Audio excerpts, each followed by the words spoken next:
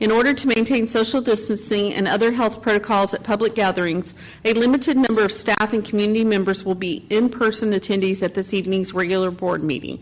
The following board members are in attendance: Tracy Miller, Allison Lasan, Angie Cox, Christy Hassett, Jenny Prosnick, and Catherine Sells. We will now convene into closed session as authorized by Texas Government Code Section 551, specifically 551.071, 072, and 074, and the time is now 6:01 p.m.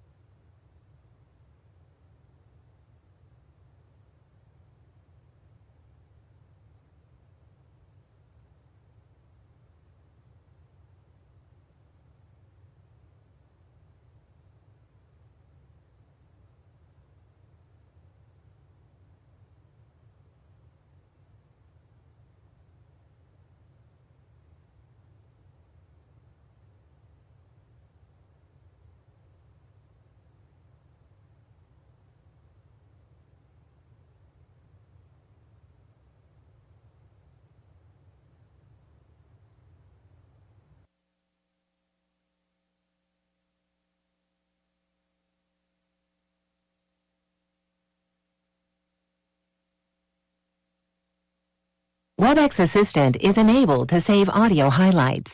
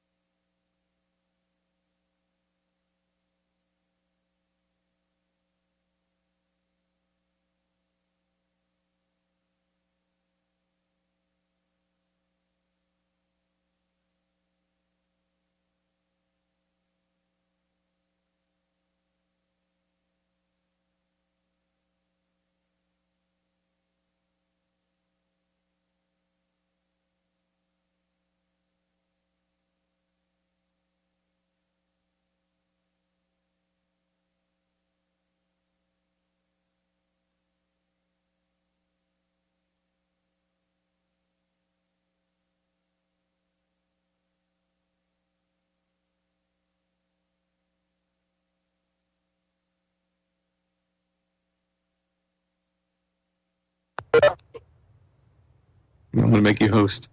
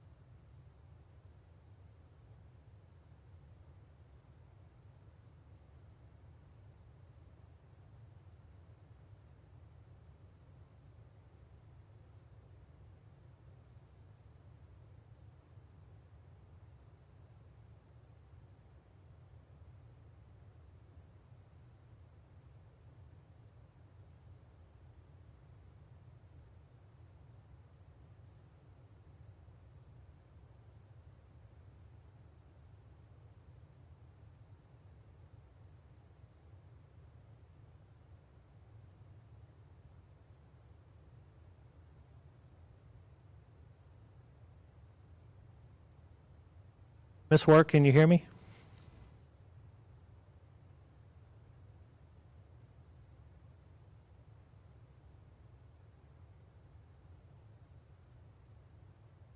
Miss Warwick, we're just testing sound and audio. I wonder if you could unmute and turn your camera on, see if we could see you.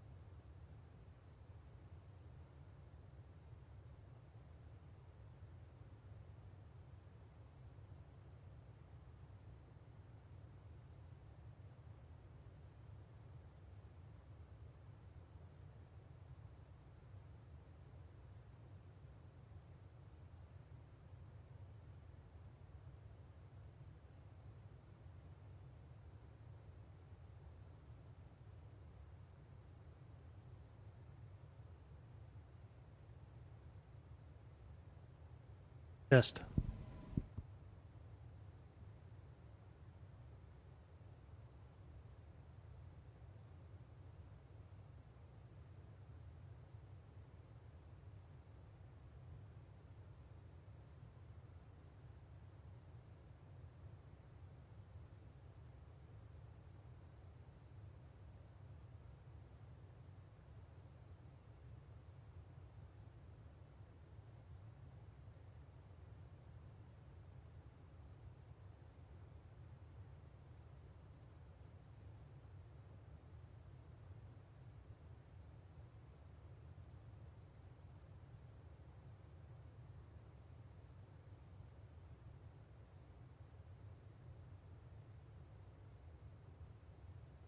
Ms. Warwick, can you hear me?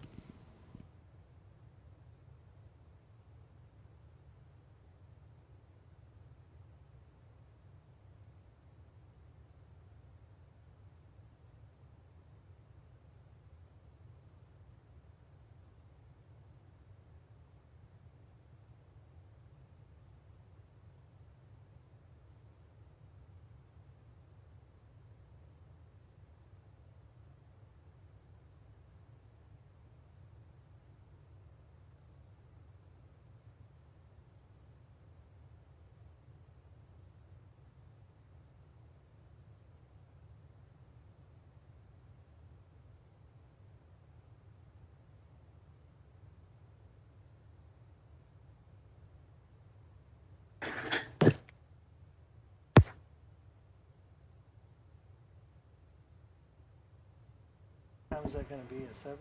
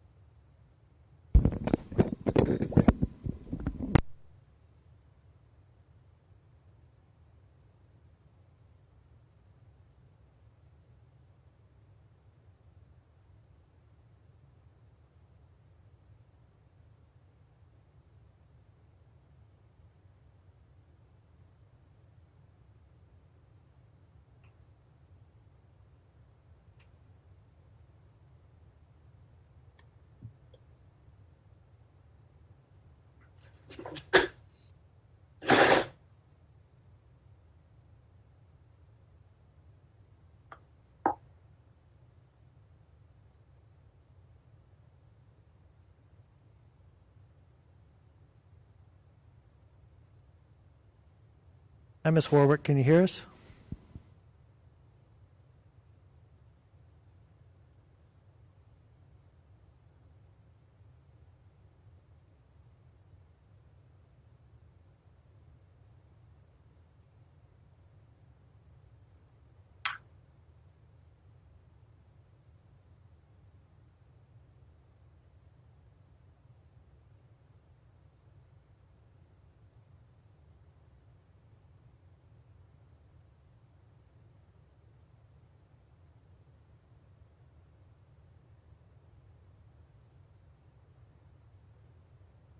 Ms. Warwick, can you speak into your microphone, please?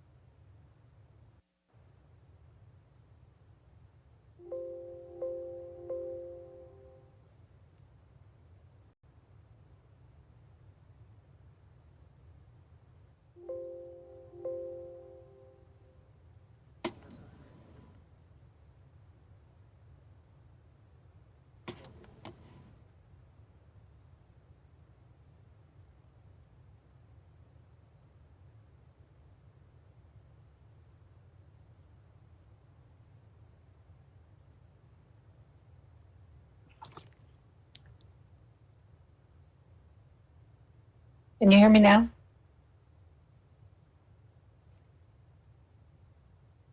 I had stepped Yes. away from the computer. Yes. Can you hear me now? Yes, we did. Very loud and clear. Okay. Thank you very much. Is it too loud? No, it's perfect. Okay.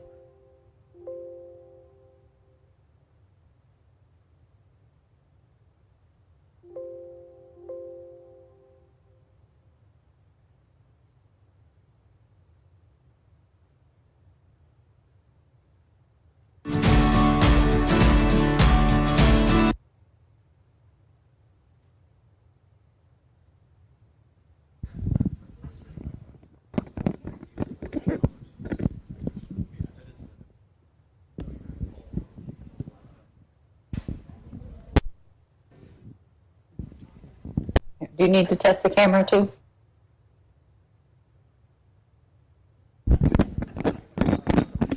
Yes, we do. Okay. Sorry, I was You wanna just turn it on catching real up quick? on my comments there. There we go. Yes, we see you and we can hear you. Okay. That's great. All right. Thank you All right. Thank you very much. All right. Thank you.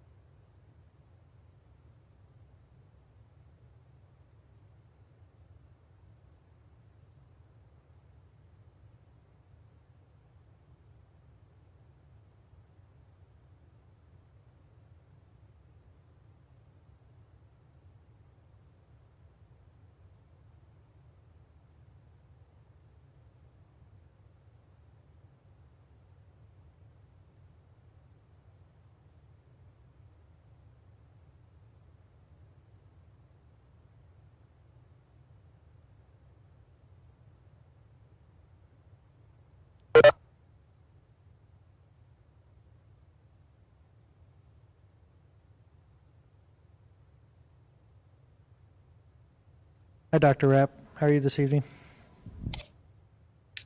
Good, thank you. Okay, hear you loud and clear, so we're all set. Okay, thanks.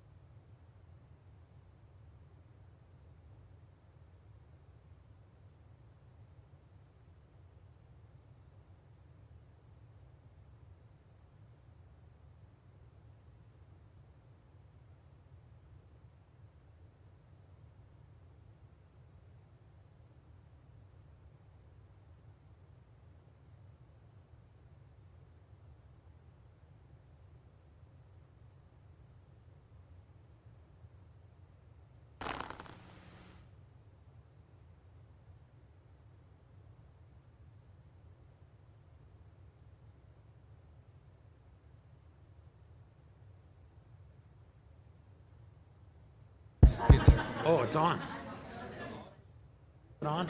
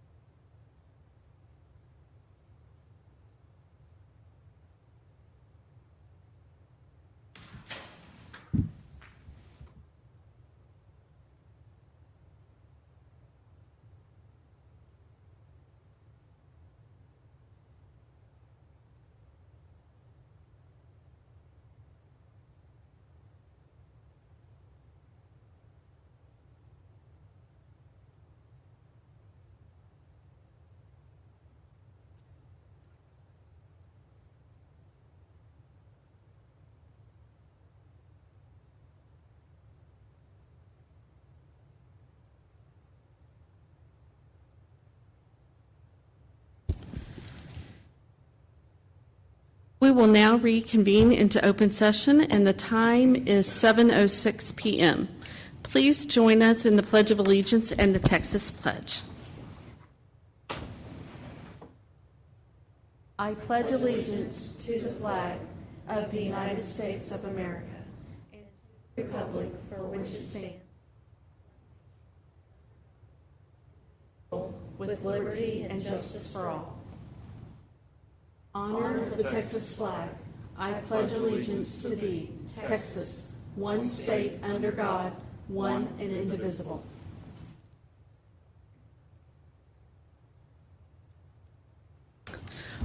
Welcome to all. The Lewisville ISD Board of Trustees meets monthly to receive reports from staff and take action on recommendations from the superintendent.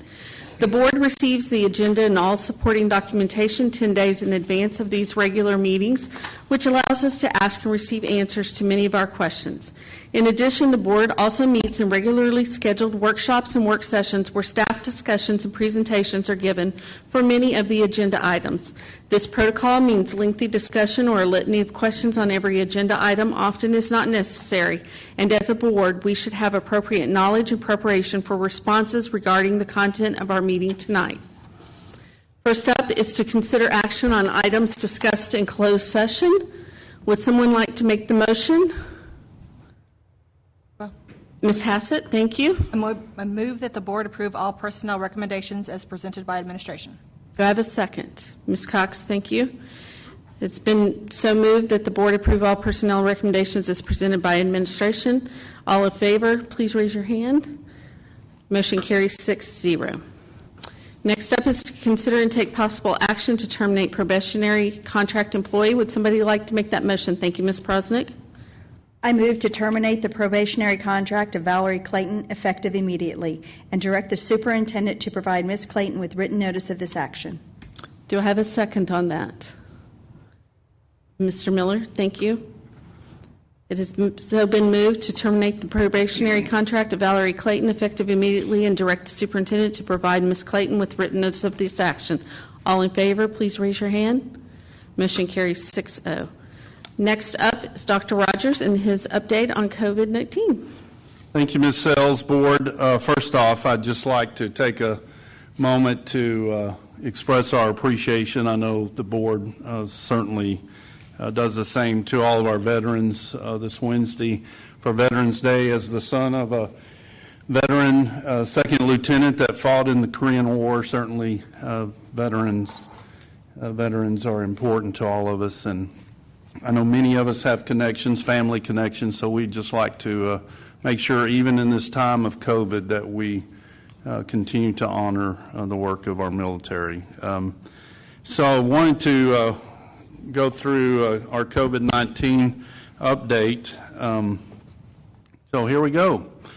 School days in 2020, of course, the common factor in there are masks, but still our schools have just done an incredible job of continuing to try to have the same types of activities, whether it's homecoming, whether it's different various extracurricular activities, great learning, whether in person or virtual. So just greatly appreciate all the work in this first 12 weeks or so of school. Extracurricular activities, of course, our high schools and middle schools are doing a great job, but, that roller coaster, as we found out, continues to be the highest of highs, and then sometimes various groups have to be quarantined or shut down for a period of time. It's just a tough time for our groups. I'm extremely proud that we continue to try to provide some type of normalcy in these types of activities, but it's a difficult time to try to balance all that with COVID-19. But I appreciate the efforts. Some great kudos. National Merit.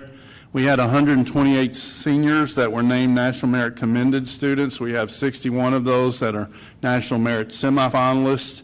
We also had 43 seniors that were recognized as part of the National Recognition Program. That's the same name as what we used to recognize the National Hispanic, and now they've expanded that to other different groups, and so we're extremely proud of that. I know our board knows about, we want to make sure the public does, about Alexis Miller, our third grade teacher at Southridge that was named the Regional 11 Elementary Teacher of the Year and one of 3 state finalists for Teacher of the Year in elementary. And then we've already mentioned our veterans, but our campuses are just doing so many creative things still to celebrate our veterans this Veterans Day coming up in a couple of days. And so just kudos to everyone for taking a tough situation yet still trying to honor those.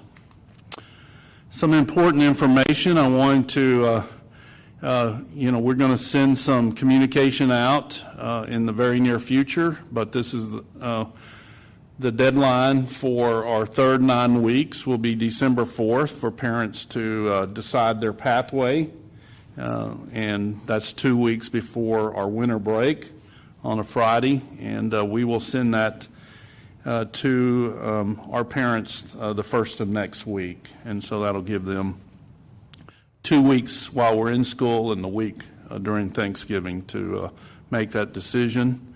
We are absolutely closely monitoring failure rates, and I did want to make notice that TEA last week changed some rules that we made aware to our school chiefs, and that is now, we had already been practicing that if a student was struggling with virtual learning, our schools would reach out and try to convince the parent to bring their kids back to in-person instruction. But really, while many of them did make that choice and brought their kid back, that's not required. TEA last week put out something regarding struggling students, that if a student has a 70 or less, or if they have 3 or more unexcused absences in a 3-week, in a grading period, then we can require those parents to return their child to in-person instruction after we give 2 weeks notice. And when we do that, we still have to complete an attestation for TEA to do that. But we will absolutely use this tool when necessary to make that work. So I just wanted to put that on your radar board, and then wanted to sort of squash a false rumor that LISD plans to shut down after Thanksgiving. It's absolutely not true, unless something really drastic happens between now and Thanksgiving. But I would also like to make note that we will continue to be in level orange mitigation level for the foreseeable future. I think with the surge that's happening, and we're going to talk about that in a second, in our county and in our state, it just warrants that we continue to be vigilant regarding our mitigation level. Some employee services data. We've had, in October, we had 134 staff quarantines. We've had 284 up from August, September, and October. We, thanks to the work of Ms. Smith and her staff and employee services, we monitor weekly the number of resignations that we have this current year, and we compare that to the same time frame last year, and so you can see it's comparable. You can see the total number of resignations due to COVID. We now have 107 staff that are working remotely due to documented medical reasons. And then you can still see that we continue to struggle while we chip away at it regarding filling positions. And then we, thanks to the approval of the board, you remember that we have assigned full-time subs at all of our campuses trying to help with the campus sub issue. And so, we have 125 of 128 positions filled. This is Denton County data. This was as of last Friday, but actually I have today's update. There are active cases in Denton County, 3,331, so about 103 more than what this chart shows, and so there is an upward trend. This came from our weekly Denton County call that we have with Denton County health officials, the Denton County Commissioners Court, and a lot of municipality leaders. And so one of the things that also is on the website for Denton County Health Department is the number of hospital beds occupied. That's at 65%, and the ICU beds occupied right now is at 85%. And of course, as it inches closer to 100%, that's absolutely an area of concern. They did report today that there are currently really 6 COVID-19 vaccine candidates that are in really good in the pipeline, so that's great news with what they call 90% or more efficacy with mild side effects. And they've been doing a lot of broad sample testing on that. So we hope to, and of course, we're not the only one. All school districts around are having to, periodically close, campuses, close classrooms. We certainly haven't done campuses. We have closed classrooms before, and some, of course, like Sanger High School, closed down their entire campus recently due to COVID. And of course, we know that we have some various varsity teams that have, throughout the last couple months, been had to close down due to the number of COVID cases. So that I don't think will change as we ride this roller coaster. The one thing that's not on there that I do want to just put on the radar for the board is we continue to have concerns about classrooms and coverage. We're looking at all different types of things to make sure that we can get subs in our classrooms when a teacher's having to quarantine because they've been exposed, or of course if a teacher has tested positive. Our COVID call center continues to just do great things, which leads me to the next slide. This is Lewisville ISD by the numbers, and this is before today. Today, Mondays are just ferocious for our COVID call center every Monday, and today was absolutely no exception. I can't remember the number, but it was astronomical, the number of calls that we had in the COVID call center today. But as of last Friday, we had 20 new student cases, and so that left us, as of last Friday, with 98 active cases, 5 staff new cases, which left us with 30. So, and that certainly went up today. I don't have those numbers in front of me, but so I think that's all I've got. So questions that you have, I'll certainly try to answer them or punt them to someone who's a lot smarter than I am. Does anyone on the board have any questions? Rogers?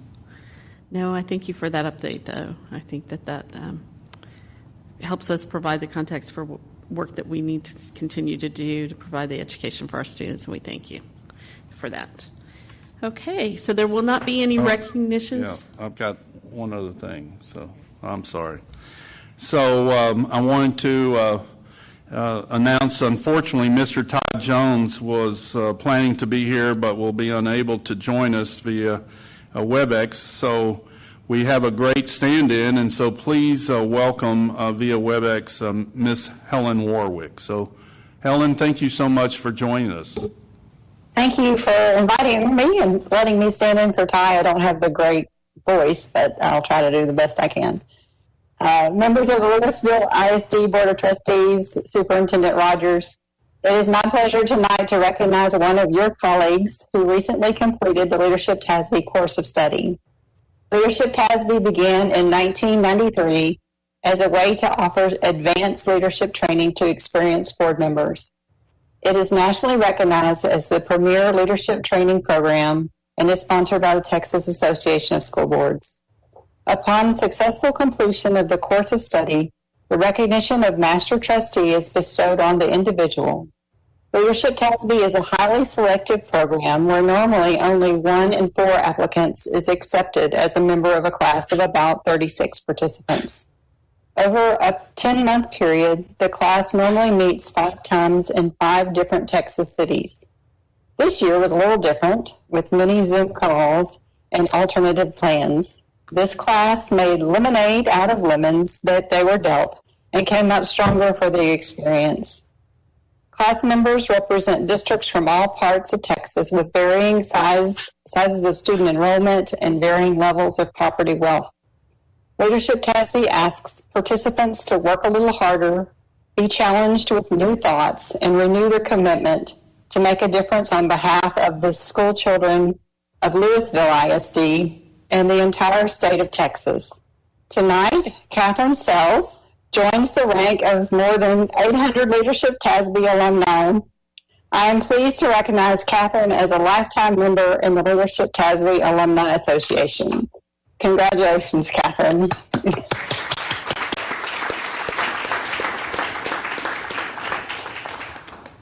Thank you so much. It was a great year. We started out with a flood. During the flood, 3 of our classmates got stuck in Houston. Couldn't even get to hotels. One of them stayed in the airport before finally getting to Dallas the last day of our class, and we ended with COVID. And so we made lemonade out of lemons, truly we did.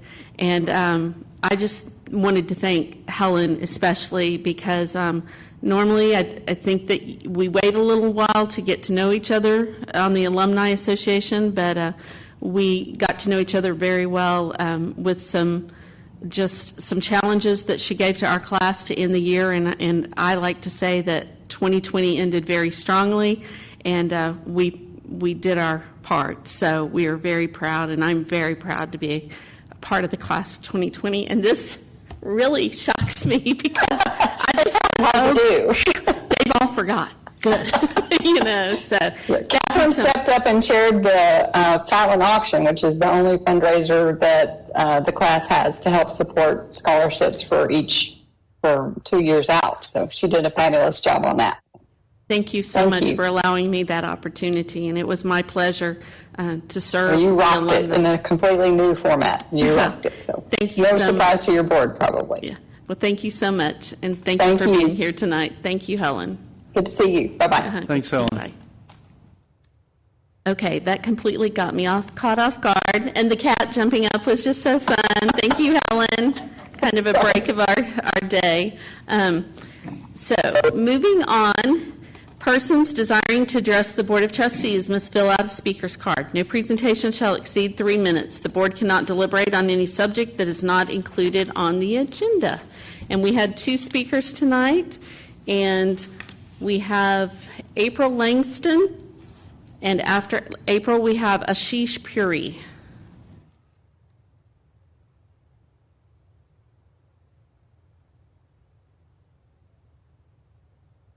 Good evening to you all, to Dr. Rogers, Superintendent, our President, Catherine Sales, and our LASD School Board. I apologize for my mask, but I'll take care of Mom, so I want to be safe, okay?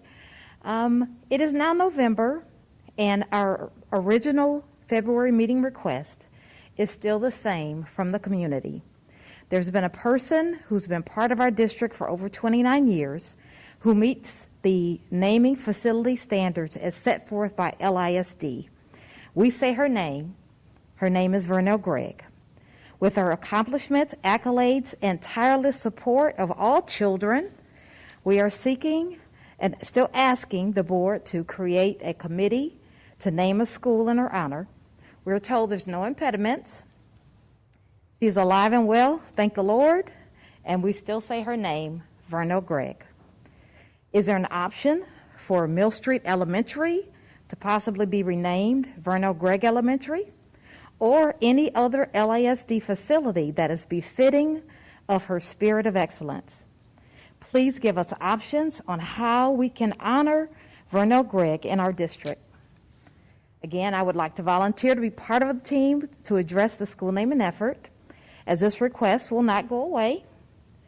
Even as Ben Franklin says, well done is better than well said. As leaders, it's not just what we say, but what we do that makes a difference in the lives of those who we trust and who trust us. Thank you for all of your efforts to keep our children safe. To our educators and our administrators, we appreciate your service. We hope to see the school naming item on your agenda soon. Thank you for your time, and God bless you. Thank you, Ms. Langston. Now, Ashish Puri, and if I've said that wrong, could you please state it so that we get that correct? That was perfect. Thank you. Greetings to all. Dr. Kevin Rogers, Superintendent, and Catherine Sales, Board President.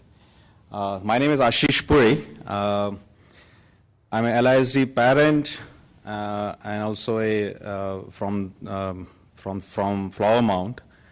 So I'm here for two purposes. One is sincerely thanking each and every one of the board members, teachers, staff, basically everyone, entire LISD family, for taking care of students and keep the learning, continuing learning through this COVID-19. So sincerely thank you, because I know this is not it's not easy, because at my home I have both student and a teacher from LISD. So I can experience the everyday joy of that online, face-to-face. Every day is a new day. So from the community, thank you, thank you, thank you. Secondly, this week, as a Hindu community, we are celebrating Diwali, which is a festival of light. So this celebration, actual celebration is this coming Saturday according to the Hindu calendar, but we will be celebrating throughout the week because this is a 5 days big festival for us. So I just wanted to come here and convey our greetings and wishes for Diwali, which is Festival of Light. Light in every culture means knowledge. Knowledge to remove the darkness of ignorance, bring wisdom, and through this festival, just wanted to convey our wishes, and may this Festival of Light bring happiness and prosperity for everyone, LISD community and beyond. Thank you so much for your time, and happy Diwali. Namaste. Thank you, Mr. Puri.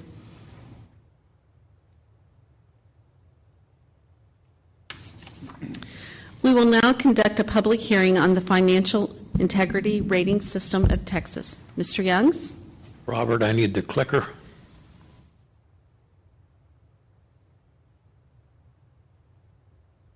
Board members, if you could direct your attention starting on page 7 and 8 of your board book, thank you. About 20 years ago, the state of Texas started the Financial Integrity Rating System of Texas. They named it Schools First, FIRST. Of course, in public ed, everything has to be an acronym, and so we have one here. All measures and questions and indicators relate to fiscal year 18-19. So it's not the just completed 19-20 year, it's the year before that.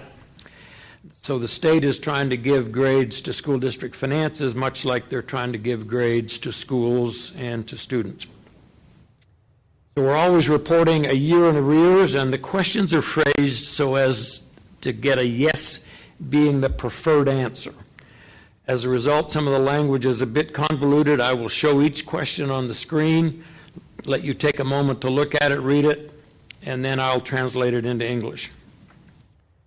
Short story, Lewisville was rated superior. Our scores are exactly the same as a year ago, 96 out of 100. Last year there were 15 questions or indicators. This year there are 15. The term AFR is referred to often, and AFR stands for Annual Financial Report. The first 5 questions are yes or no questions. We were able to answer yes to all the questions, and somebody's moving these before I am. So I'll let you look at indicator 1 real quick.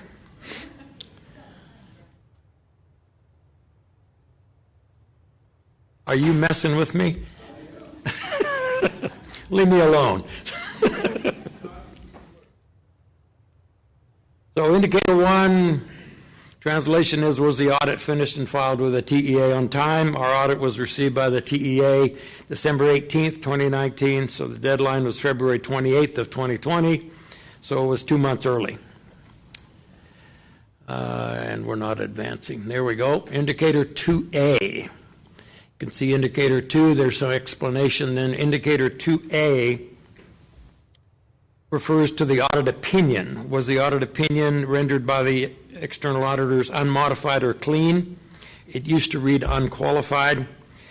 Lewisville ISD had a clean, unmodified audit opinion. It is the highest and best audit opinion possible. 2B.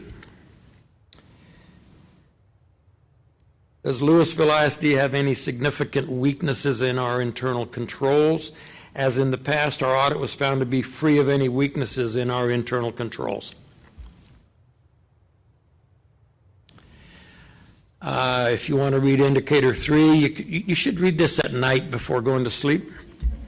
I'm going to shorten it down to, is the district paying principal and interest to its bondholders on time? That's what that means. We are current with our debt service requirements and will remain so. Indicator 4. Is Lewisville ISD current with our payments to the teacher retirement system, the state unemployment office, and to the Internal Revenue Service? We are current with all of our obligations to state and national agencies and will remain so. Indicator 5 is being dropped, so we'll move on. Indicator 6. This question relates to cash on hand, comparing cash to annual expenditures in the general fund. In order to get 10 points, which is the maximum, Lewisville would have needed 90 days of cash on hand. We had cash and near cash of $204 million and expenditures of $489 million. So we actually had 153 days of cash on hand, much more than the 90 days necessary to get the 10 points. Indicator 7. In the last 4 or 5 years, the TEA has started to bring some corporate financial analysis indicators into Schools First. This is one of them. It's a corporate measure that compares the sum of cash, accounts receivable, inventory to liabilities that are due within a year, meaning liabilities that are due within a year and things that are going to turn into cash within a year. It's referred to as a current ratio, and in the corporate world, you like $2 of assets for every dollar of cash. In order to get 10 points, you need $3 of current assets for every dollar of current liabilities. Lewisville had earned the 10 points on the measure because we had $3.23 of current assets covering each dollar of current liabilities. Indicator number 8. This ratio is also taken from the corporate world, where assets like buildings in the corporate world house inventory and manufacturing capacity, which in turn generates cash flow, which is used to service debt. In school business, our buildings house children. So this ratio doesn't appropriately measure a district's capacity to service debt. A school district's capacity to service debt is related to their property values and their interest and sinking tax rate. Because of this, the TEA has a 10% ratio. If you'll remember in our annual financial audit, the TEA likes your debt to be less than 10% of your property values. Our debt is less than 4% of our property values. The TEA is revising this measure in the future to measure debt versus property values. So we pay debt service with INS tax proceeds, not assets. On this measure, we get higher ratings from Standard & Poor's and Fitch than the TEA. So we only got 6 out of 10 points on this score, and this is the only score where we didn't score perfect. In order to get 10 points, our ratio here would have had to have been 0.6 or lower, meaning you have no more than 60 cents of debt for every dollar of assets. Lewisville had 75 cents of debt for every dollar of assets, down from 79 cents the year before.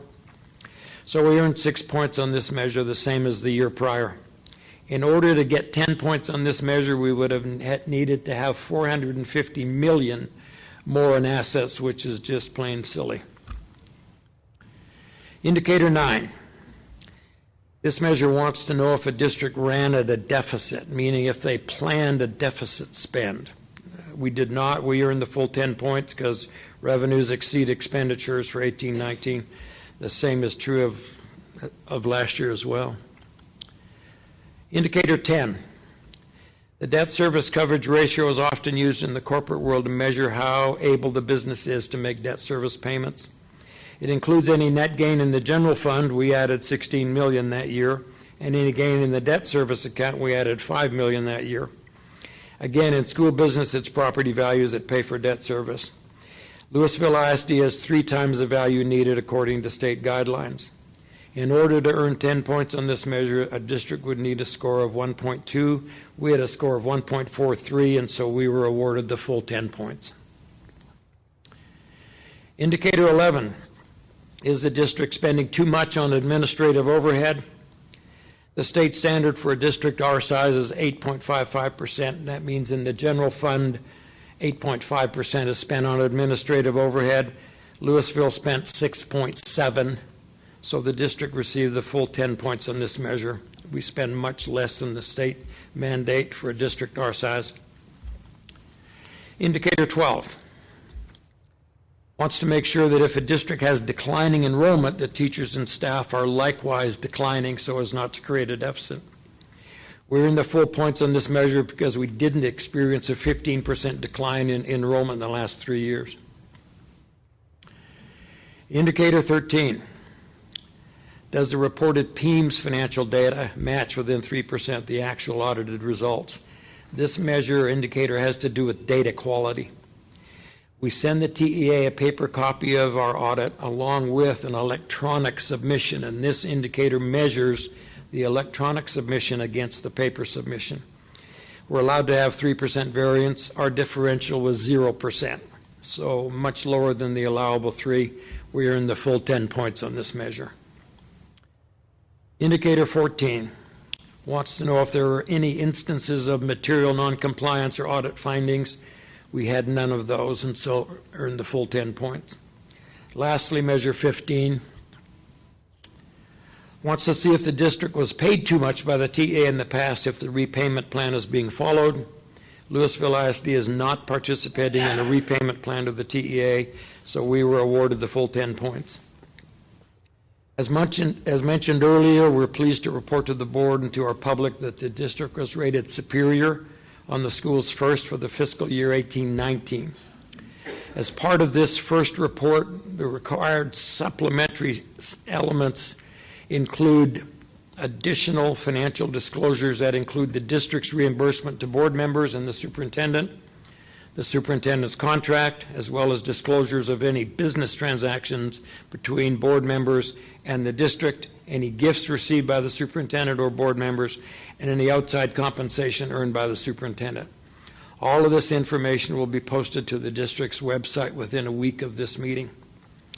This concludes my report, Ms. Sells, and it would be now appropriate to call for any public comments, if any.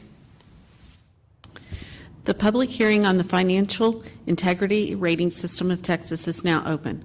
If there are any persons present who would like to speak to this topic, please come forward at this time.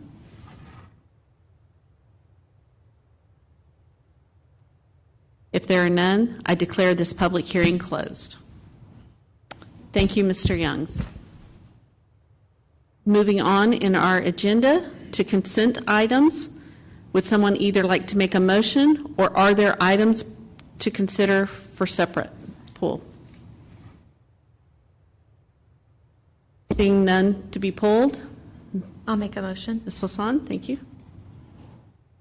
I move that the board approve the consent agenda items as recommended by administration. Do I have a second on that? Ms. Cox, thank you. It has been moved that the board approve the consent agenda items as recommended by administration. All in favor, please raise your hand. Motion carries 6-0.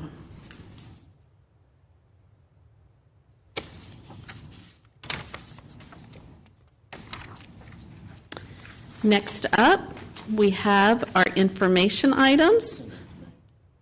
And first up, Lewisville Education Foundation, Dr. Rogers.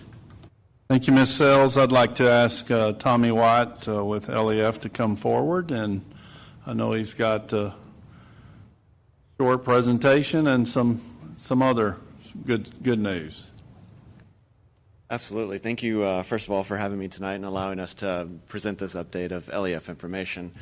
It certainly has been an unusual year, to say the least, for fundraising, but we've done our best. And I want to thank Miss Amanda Brim for putting a short video together to give you some of the highlights of what's just happened in the past 6 months or so.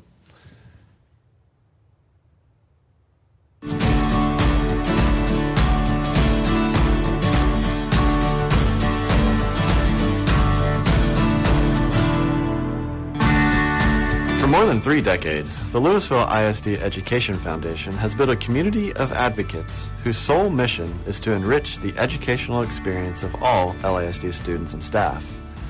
Countless volunteers, staff, and board members have given their time to make resources available to anyone who simply wanted a better education. Through scholarships, grants, and program-based fundraising, LEF has awarded more than $5 million back to LISD, including $123,000 for grants, $256,000 for student scholarships, and $144,000 to LISD programs in 2020 alone. Today, that tradition of giving back continues.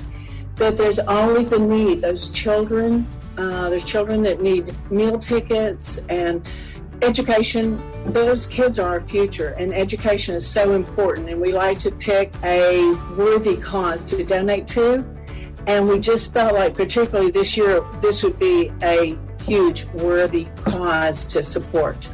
I really feel like at times when people are helped out, or children are helped out through programs like this, it teaches them to give back or to pay forward.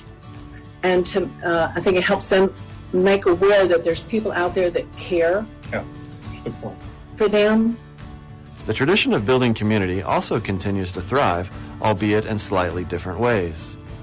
Prior to the onset of the pandemic, we were building stronger relationships with community partners through traditional in-person means.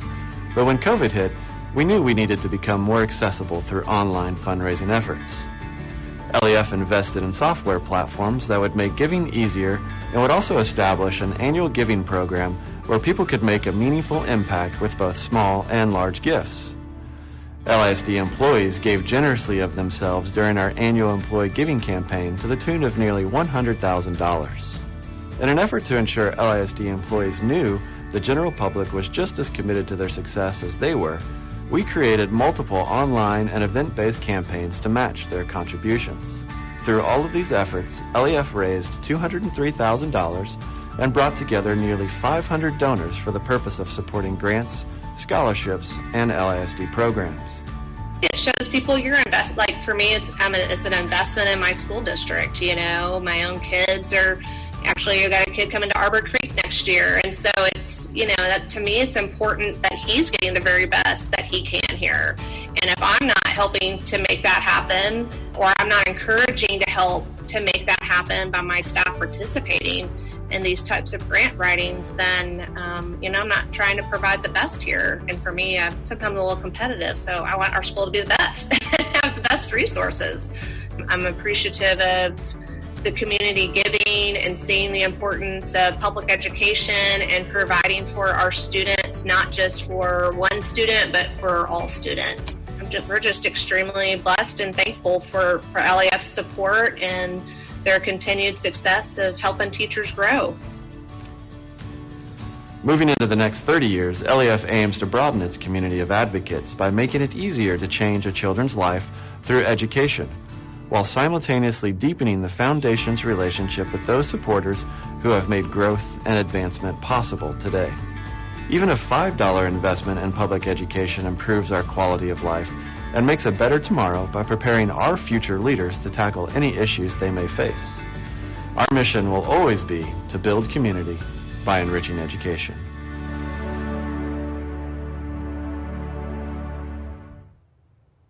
Yeah, so we've definitely had an eventful year. Two takeaways that I want to point out with that video is we are attempting to raise, with a slightly different strategy, raise dollars by making it known or making the public aware that they can give $5, $10, $15, $20 at a time and still make an enormous impact.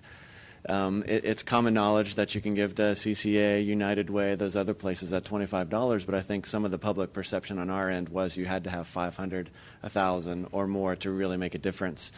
So a lot of what we're trying to do with the online fundraising is just show that it can be a different way.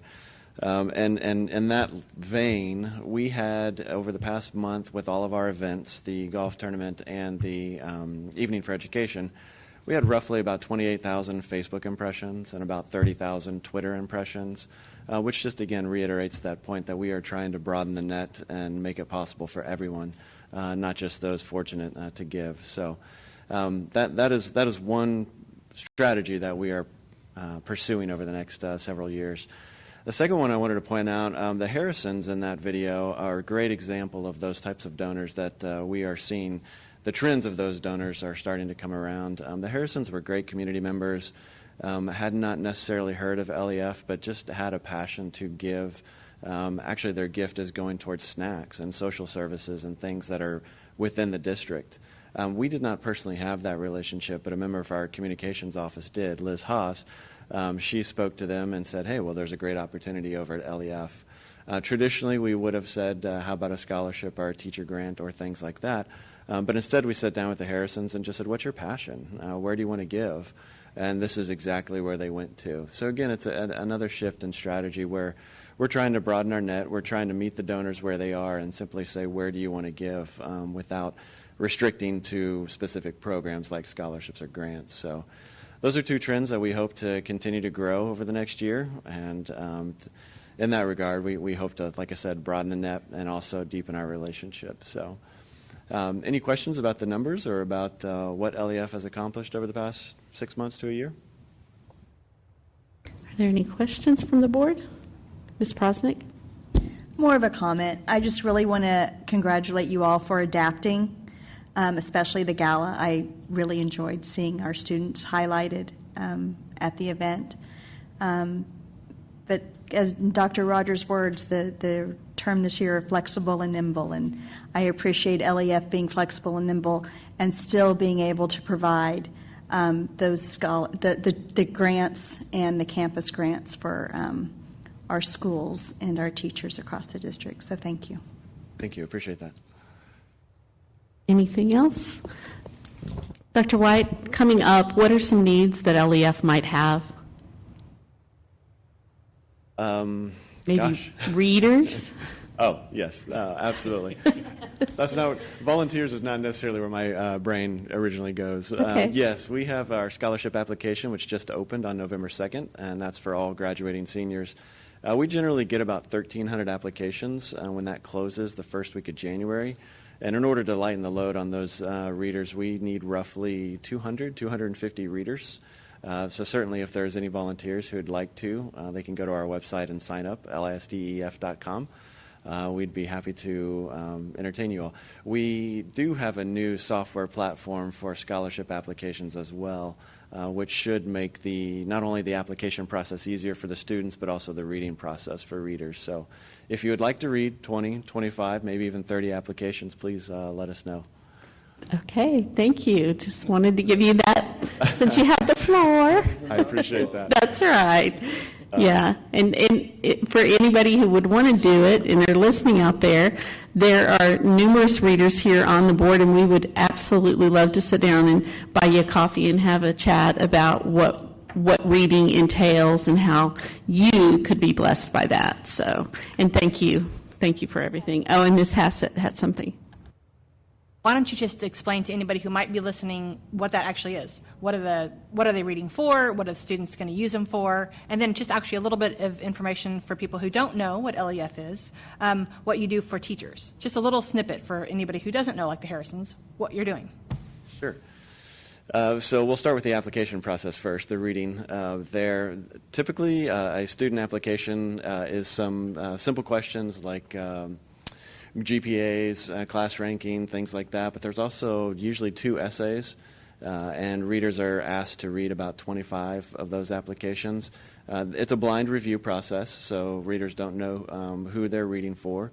They read it once, another reader will read it a second time, and then it goes on to our feeder pattern leaders who kind of review all of the scores and all of the essay portion of the scoring, make sure it's objective, not too subjective, and then it moves up another level to zone leaders. So readers at the very first level are simply following a heuristic device that says this student scored 90 out of 100 points or 47 out of 50 points. They're not necessarily determining the winners of that scholarship. It moves up the line before that happens. Secondly, our teacher grant program, that'll open in the spring.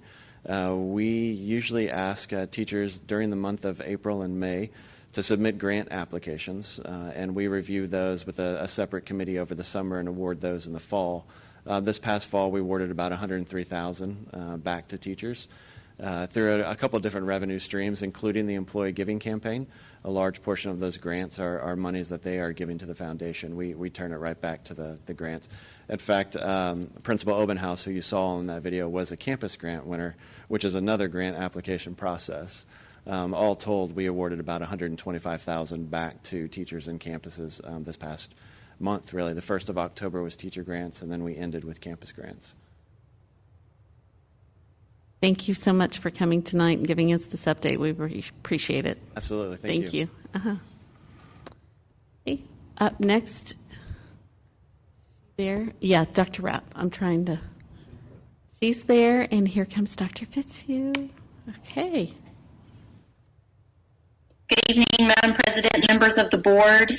Dr. Fitzhugh will be presenting our student learning update tonight. As you know, last year, we started doing student learning updates frequently throughout the year. We're going to continue that this year as well, so I appreciate the presentation she's put together. Good evening, everybody. So tonight we're going to talk about our update on our House Bill 3 goals that we adopted in June. Just to kind of harken back, we passed 3 goals, one for reading, one for math, and then one for college, career, military readiness. So we passed those at the June 8th board meeting, and each campus had one as well. We used iStation Math for reading, iStation Reading for reading, and iStation Math for math. And then if you'll remember, iStation Math is a new instrument for us, so we used a very small subset of data when we set our initial targets, and we knew that we might need to come back and revisit them, so this is our first time having a full set of data to really look at that. Also, these are in the campus improvement plans, and then the college, career, military ready goals are in the high school campus improvement plans. So digging right in, early childhood reading. This is the 2021 target. The all students target is 77.3%. 77.3% of our third graders will be reading on grade level by the end of this year is our target. And then we adopted goals for individual student groups as well. And so this is where we stand right now. Currently, after the beginning of year assessment, 71.7% of our all students are reading at grade level. We have about a 5.6% difference there. We have some growth still to do. Some of the other individual target groups have a little bit further to go, but we feel like we're in a place where we're monitoring it closely and watching. The other piece that we built into these with that special education, we could look at IEPs. I have not factored that data into this right now, so that's going to be another little component to look at. And this looks a little wonky, but our first 9 weeks saw that 80.1% of virtual students were performing on grade level versus 66.4% of those in person. There's lots of theories as to why that could happen. I will say that some directions went out before the monthly test this month, kind of giving parents and learning coaches some guidance as to how to structure an assessment time. So we're hoping that that helps as well. But lots of theories. That's the number. I don't make it up. I didn't make it up. I checked it 3 times. Just a heads up. So this is in your dashboard. You can get at this data live. It updates every night. So what you have going on right now is, as of November, you can see there with third grade, if you look at the bottom left corner ring, that's the on grade level ring, and 70% of our students are on grade level. If you look at the top right, in the very far right row, 82% of our third graders are showing progress compared to the beginning of the year, or they're on grade level. Remember, your dashboard is set to look at either one of those two. So on grade level is right there at the 70%, but making progress or on grade level is at 82%. So when we look through all the campuses, 6 campuses have already met their target for all students. They're already performing at that level they set. 11 campuses are within 5% of their target. 10 campuses were 5 to 10%, and then 12 campuses have more than 10% to go to get to their target. We're going to continue to utilize multiple assessments. We're meeting with principals to discuss their data. And we're having iStation check-ins with teachers to make sure that our students are still making progress. And now on to the math exam. So if you'll recall, this is a baseline year. This is our first year that we're gathering all of that data in there. The other piece that's really different about the iStation math exam is that it's a holistic, like it looks at the entire third grade year of math. We've only taught the first 9 weeks. That's just how it's set up. It tests every strand.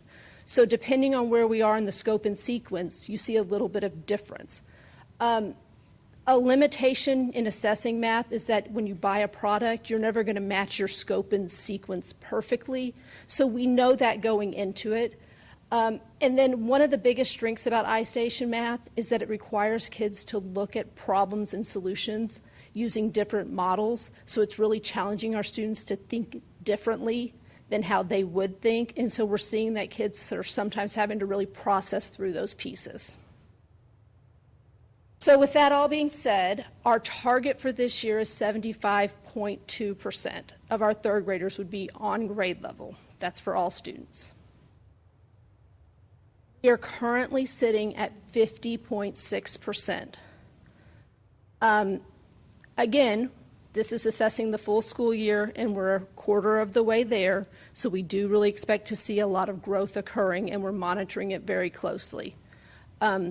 And just breaking it down by pathway, 58.9% of our virtual students were meeting on grade level, and 46.5% of the in-person were. So breaking it down by campuses, we have 3 campuses that are already meeting their target, 3 campuses that were within 10%, 15 that were 20 to 30%, and then we have 14 that have more than 30% of their target. And really, to be honest, those 14 campuses had very small groups that we modeled their initial goal on. And now with their whole population, we're probably going to come back and have to look at what does it look like and where do we need to make some adjustments. Learning and teaching is working with campuses to target specific areas. One of the things they've realized or recognized in the data is that the strand for computation and algebraic thinking as well as number sense are low in our student performance data. So they're looking at how do we work to continue to support students across the school year to encourage them to improve in those areas. School chiefs are working with their principals on the data. And again, we are working right now to get that data in the dashboard for you guys as well. College career military readiness goal. Our target is to increase the percent of our graduates that are engaging in activities related to CCMR. So our target is 81% this year. So currently what we have done, we offered SAT School Day this year for the first time at all of our high school campuses. We had over 1,600 students participate in that exam. So that was a pretty large number for our first time. We plan to also offer, and then it's broken down by campus there. We plan to also offer ACT School Day this spring to juniors and seniors. That's a House Bill 3 kind of thing there. In the fall, you can offer to pay for an exam for seniors. In the spring, it's juniors and seniors, but they just get one exam paid for by the school district. ASVAB is currently being scheduled at all of our high school campuses, so students have access to that. We're working to continue to explore CTE pathways. We're trying to expand industry-based certification offerings, and we're looking to see how we can offset some costs as best we can to help our students. And then in our future updates, we're going to come back and talk about the readiness dashboards in January and June. And then in March, I would like to come back and update again on the House Bill 3 goals. And with that, that concludes my presentation. Are there any questions? Does the board have any questions? Ms. Prosnick? I just want some clarification. Like when you talked about the 6 campuses in reading and the 3 campuses in math that have they met in all of the other subcategories as well, or is it just the overall? Just the overall, all students. Thank you. Any other questions? Ms. Hassett? Thank you. I had a question on the math. I was wondering, the computations in algebraic thinking, I was wondering, do you have any data on how that compares to either the beginning of your test or interim? Are they the same type of scoring with those? When you say beginning of year, like our local CBAs or the TEAs? TEAs. They are definitely aligned with the TEACs. We haven't pulled. I mean, how are the kids are scoring on I have iStation? not compared. We haven't done them all and pulled them, but we have not compared them at this point. I can compare them if you would like to. I was just wondering if you had noticed the same correlation between how the students are scoring in those assessments with how iStation is doing it. So that's one of my big projects this year is to correlate against other data measures. I haven't gotten there yet at this point. I was really excited to get a full set of data down and get through it like I was in my happy space last week, but I just haven't gotten to that place yet, but I would happily do that. Do the campuses that are scoring, having students scoring lower, are they taking the CBAs, or do you know if a lot of those campuses are? I think a lot of them are taking them. I don't know what all data, and that window is a little bit different right now because of some of the different aspects. We're trying to get things scheduled and get them all in there, but I do believe many of them are planning to utilize local assessments. Okay. And another question probably for Dr. Rogers. What other industry certifications are you actually exploring right now? Dr. Rapp, maybe? Yeah, that's a Dr. Rapp question, and she may need to get back with you regarding. I don't need it right now, but I'd love to know what other industry certifications that we don't currently have that you're exploring. That'd be great. Thank you. Okay, are there any other questions, comments? Okay, thank you, Dr. Fitzhugh. Up next is Mr. Colbeck. Thank you, Ms. Sells. Members of the board, this is just a brief information item regarding internet access. As you know, the board has had an interest in us trying to find solutions to close the digital divide, and really from the spring on, we've been doing several things to help do that. As you've seen, already tonight, looking at access to computers, to internet, to do those assessments using the digital tools that we have in place. That's very, very important. One of the things that we've done is we've included hotspots in the Operation Connectivity Program. That said, one of the challenges with that is you have ongoing recurring costs, and that program through TEA had an opportunity for us to have some funding provided for that services, but I think what we're looking for is something beyond that particular program. Excuse me. So one of the things that have really changed since the first of the year, the FCC has opened up basically a new spectrum that allows what's called private LTE. So the district is looking at that as a possibility. We're working with procurements and contracts to look at how we can approach the project. And the idea of it is with, if you had private LTE installed, the idea is as long as you have devices that can connect to those cellular radios, it could be in the form of a hotspot, or let's say you had a device with a SIM card, or even your newer devices actually support what's called eSIM, where you can just program it right through the device. They can connect to that radio signal. So that's providing some new opportunities that really haven't been there for us in the past. So that was new at the beginning of the year. You're starting to see some school districts in Texas already kind of move forward with some of those projects. So what we're looking to do at this point is explore how to bring this project forward. So our plan is to bring a discussion item at a future board meeting to talk about this in a little bit more detail, to talk about how to structure the project and provide more information on procurement. Any questions you may have? Anyone have any questions, Mr. Colbeck? Ms. Hassett? Made me think of one. Is this going to require additional new hardware? It potentially would. You'd have to have devices that support that particular band. It's called band 48, so you need devices that support that. The current Verizon hotspots that we have through Operation Connectivity do not support band 48. So it would have to either be in the form of a hotspot that does support that band, or like I said, it could actually be in devices that already support band 48. So, for example, like your newer iPads, even your new iPhones support band 48. So, in that sense, they're already capable of connecting to that service. It's just a matter of turning it on. We would be able to use additional hardware for our current iPads, so we don't have to. Correct. Yep. I think one of the things that we're interested in this is looking at the ability to do it without any hardware. So I think having the ability to have what's called the eSIM feature would be appealing. Now, while our current iPads don't support that, I think that's something we would certainly look at so that we could kind of future-proof the investment if this was a project we'd end up doing. And just a reminder to the board, this will come back to us twice or 2 more times. So, Mr. Miller? Yeah, thank you, Mr. Colbeck. So I think on this one, I just want to, there's a lot that I think goes into even before you guys come back to us for discussion and then action.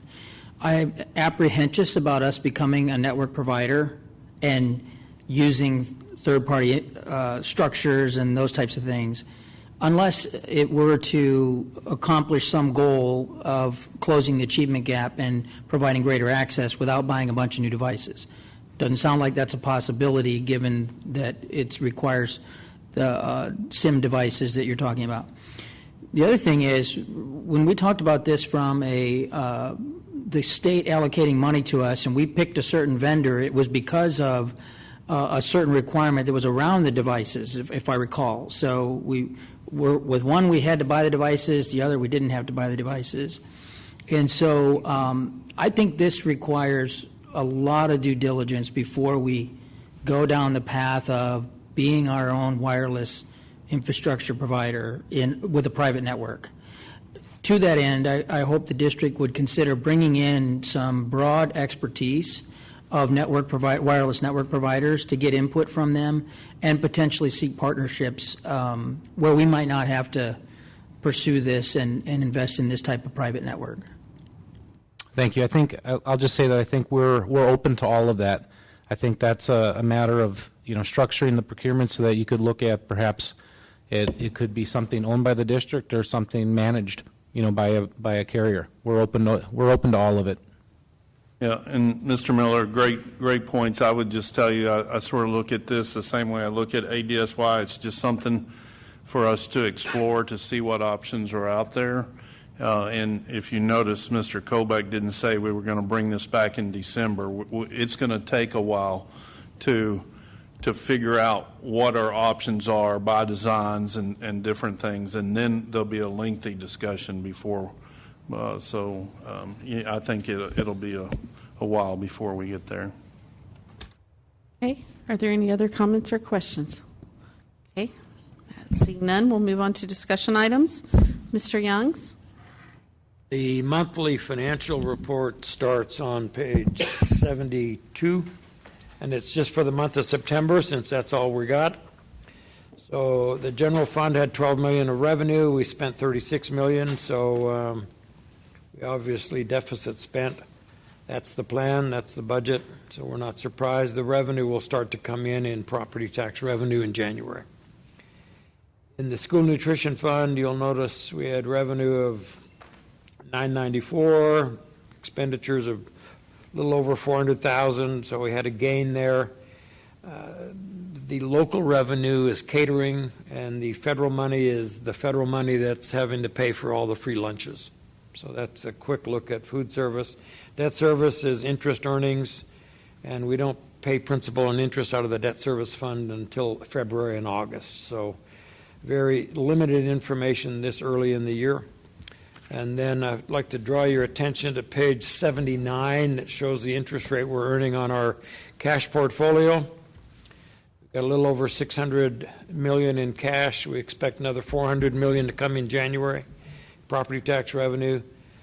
Our cash portfolio is earning 17/100ths%, which is more than the 180-day Treasury bill, which is 11/100ths%. So the yield is very modest. As we know, interest rates are very low. That concludes the financial summary for the month of September. The Does anyone have any questions or comments from Mr. Youngs? Ms. I have Krosnick? Oh, one additional comment I'd like to make, Okay. if I may. yes. As you know, you've heard from the state of Texas is holding districts harmless for the first 9 weeks and the next 9 weeks. And so we haven't heard from the state about anything following Christmas and into the next semester. So we want the board to know that we're monitoring the state, we're monitoring our attendance, and we're watching that. About 80% of our budget is payroll, and so we're mindful of that as well. We just want the board to know that we're watching. We're on phone calls, we're on Zoom meetings, trying to listen to what the state's doing. I don't know that TEA has figured out if they're going to extend that forbearance any further. It's not inexpensive for the state to do that. I'm not sure how they cannot do it, but I wouldn't be surprised if they didn't. This is such an unusual year for so many different reasons. Holding them harmless just makes sense because there are so many variables going on right now. And those variables, I think, will continue well into next year. And so I would expect the TEA to do something. I'm just not sure what they're going to do, but we want to assure the board and the public that we're watching the situation closely. Thank you, Mr. Youngs. Mr. Youngs read my mind and answered my question before I got to ask it. So thank you very much. Okay. Anyone else? Ms. Hassett? Mr. Youngs, I was on a call with the TASB directors, with Commissioner Morath, and we asked him that question, is how long would he continue to extend it? And he said if he continues to extend it, it gives the district no reason to financially go after the students who are currently hard to find because they haven't re-enrolled. So my question to the commissioner was, he was hesitant to continue to extend it without a financial reason, and I told him it takes staff to do that. We have to have staff. Our staff currently are taxed during COVID in order to try to teach and redo learning during this year. So I guess my question is later, Dr. Rogers, could you determine how much it might cost in order to put staffing dedicated to solely finding the students? And I know your staff is already working and trying to make sure that we capture those students that we cannot find, but just information back to the commissioner as to how much this would really cost, because he seems to think that we don't need the money, we just can spend it without it being there. Yeah, So- and I think, Ms. Hassett, the issue that the commissioner sees by looking at statewide data is it's not just about contacting these parents. There's a group of parents, particularly kinder and pre-K, kinder, and first grade parents. They're not sending their kids back to school right now. And so I can go knock on their door or whatever. They're not sending them. And so you see, and he reports weekly. We have weekly Zoom meetings with the commissioner every Thursday at 3. He reports weekly that, there's, close to 1 million young children that are supposed to be in school that aren't. And that's certainly not just an LISD issue, but we'll absolutely put together some plans and what it would cost. But I can allocate people to it, but I can't force a parent to send their kid to school during a pandemic when they don't want to. That's the dilemma. Yes, Ms. Hassett. I had one more question, and it really ties back into the first report. The item number 6, I believe it was, cash flow on hand. We've heard talk that our legislators are considering having districts use their fund balance in order to make up any deficit that we might have at the state level for public education. Just talks and rumors that a couple of them have actually said, public education, Senate and House. So item number 6, if we had to use it and the state required us to use it, we also then could get dinged on that next year. Is that not true, that they're creating a system that they have to rate us and they might affect our rating? That is correct. And Ms. Hassett, I would say, unless we had to use a lot of it, I think we'd be okay on that first But, you know, what I would ask the state, and of course we hear this every time before the legislature goes into session, they all eye, you know, the fund balances of local school districts. I would just ask that they look the same way at their economic stabilization fund or their rainy day fund the same way. They don't want to touch their rainy day fund, but they want to touch our rainy day fund. So they need to look at it the same way is my point on that. Okay, Mr. Miller? Thank you, Mr. Youngs. So I think this is one where two thoughts. One is I think we should all anticipate we're not going to get that extension on those waivers. Those are as much practical as political statements, and the legislature is going to meet in January, and it's a different universe at all levels. So I would expect that we just start planning for, we're going to start recording WADA based on whatever rules there are and not any hold harmless. Second thing is, I think given that point, which was going to be my question about fund balance, but relative to that, I think it is, well, it is consistent every session. It's a little bit stronger this session where they're trying to say, hey, you all should use their reserves. On Friday, I can't remember that, are we making an emphatic point with our delegation that the use of, the two things. One, the hold harmless should be, or the request should be that it'll be applied for the full year, given the pandemic. And the second thing is that we would request specifically that all ISDs, wealthy or non-wealthy, not be required to use their fund balance, that some type of funding that conforms to the Constitution, which is their responsibility, be applied, and not to use fund balances that, and by the way, those fund balances and that first report then get used as it relates to bond ratings and that type of thing. So these ISDs that are going to be selling bonds are highly affected by both of those things, the fund balance degradation or denigration, as well as the first report being altered negatively because of that very thing. So if, to the extent that we can work on that simple messaging for Friday, while it's a complex issue, would be helpful. And no, Mr. Miller, I promise you that will be part of the messaging. I do think probably it's a little more ramped up before this legislative session because the state is in a little more of a financial bind than they were 2 years ago or 4 years ago.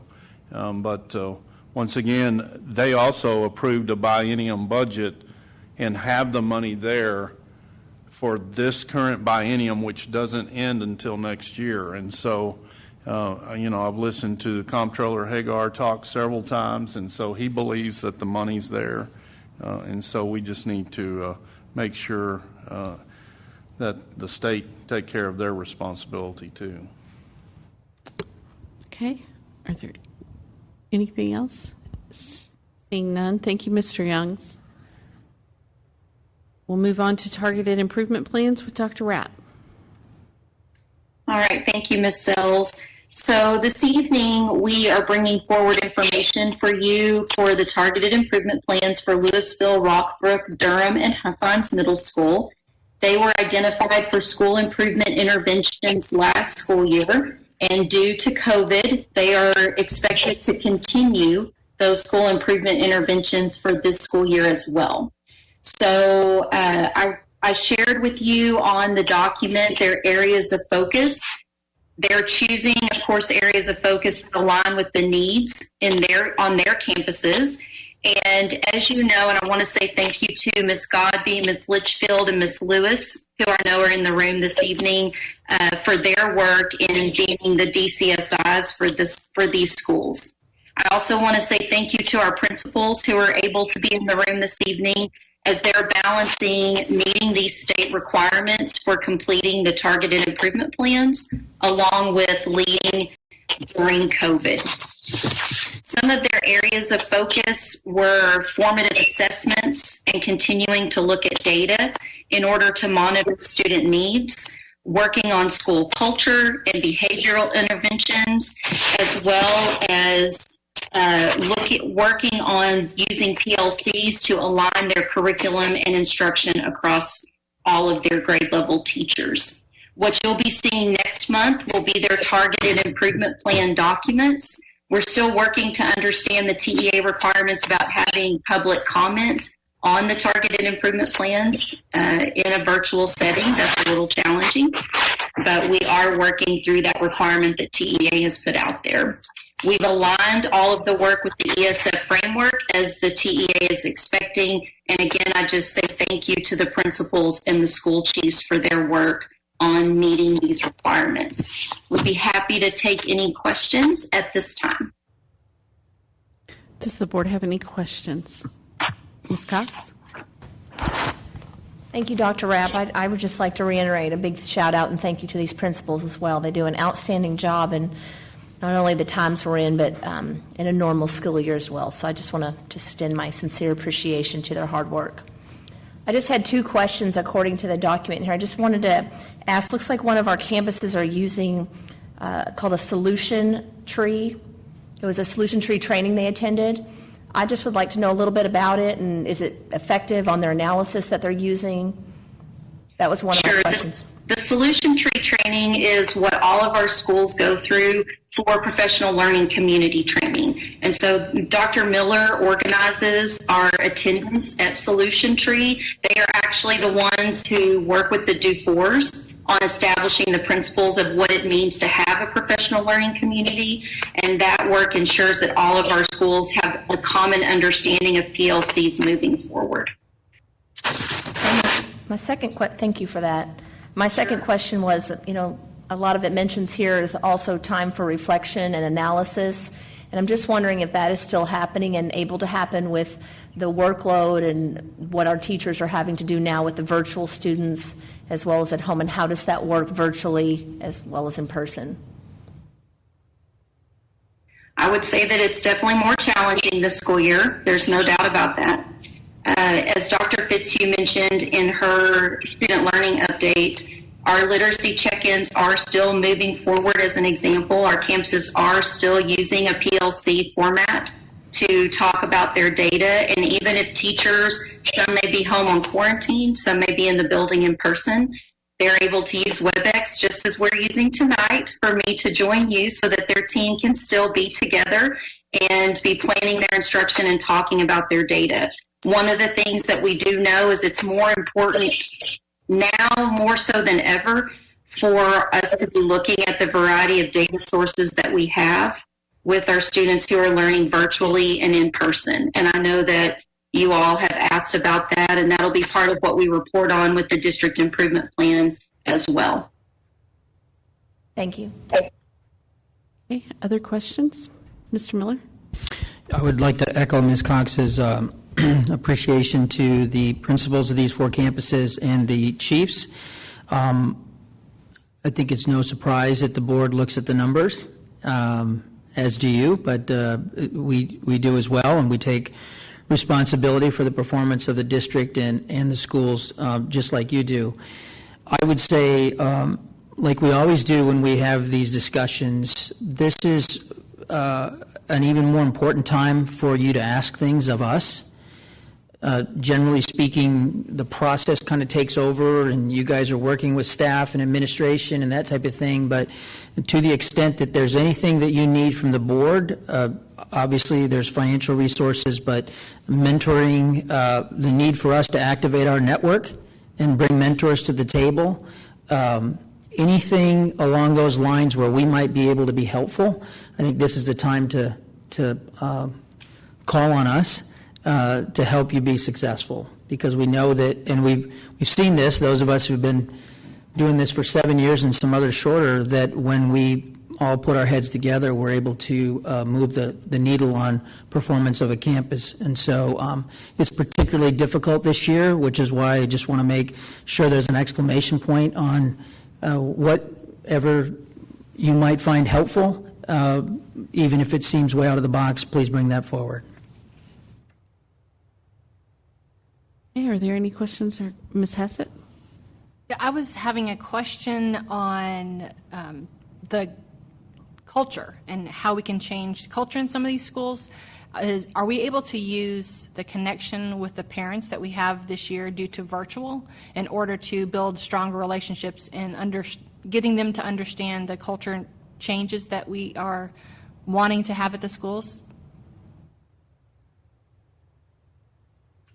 Not being in the room, I'm going to see if one of them that are there wants to provide an example of how they're working on their culture while they've got students split between virtual and in person.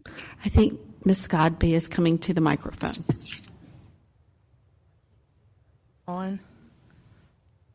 It's on. It's on. Yes, a lot of the principals, not just the ones in here, are saying that the virtual is bringing more families in the afternoon because they can be at home with their children and still participate. But just, was it last week, Patrick? He did an art project. They signed up ahead of time, and they had 70 families and children working together to do an art project online at night. So they've been doing some really creative things at night. I've had quite a few, I don't know about middle school, who have said that this has been life-changing for them. They think they may continue to do some of these meetings at home over virtual because of the attendance. So there are some positive changes. Thank you for that example, Ms. Godby. Does anybody have any questions or concerns? I love that. And that's something, back to Mr. Miller's point, that if ever, Mr. Guy, you would like us to participate in that, we would love to do that. We would love to see that in action and to love to be a part of that. I don't have a child your kid's age at your campus, but maybe I could get my husband to help or something. So he's not very good at art, so it would be a good lesson for him. So, okay. Anything else? Thank you so much. Okay, moving on. Dr. Rogers. And I'd just like to apologize to Chris for him being bashed on. He's good at math. We'll just leave it at that. Okay. The next topic was a topic that I was asked to add late or sometime Friday, so we've collected some data. I can't remember which two board members asked for it to be added. It's a good question, and that is about the potential of adding artificial turf to at least one of our high school baseball fields. So just a reminder to the board, we do have artificial turf at the softball field at the Colony High School when we rebuilt a new softball stadium for them. That was, I believe, year one project of the 2017 bond. So just a couple of things just to give you some perspective.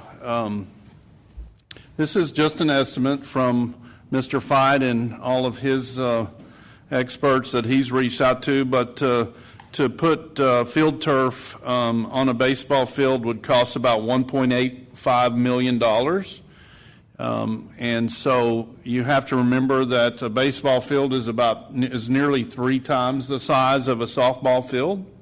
And so square foot wise, that 1.85 million, and of course we'd have to bid that out, so that's just an estimate, would of course include everything, all the grading, underground prep, drainage systems, new turf, all that, architect fees, demo.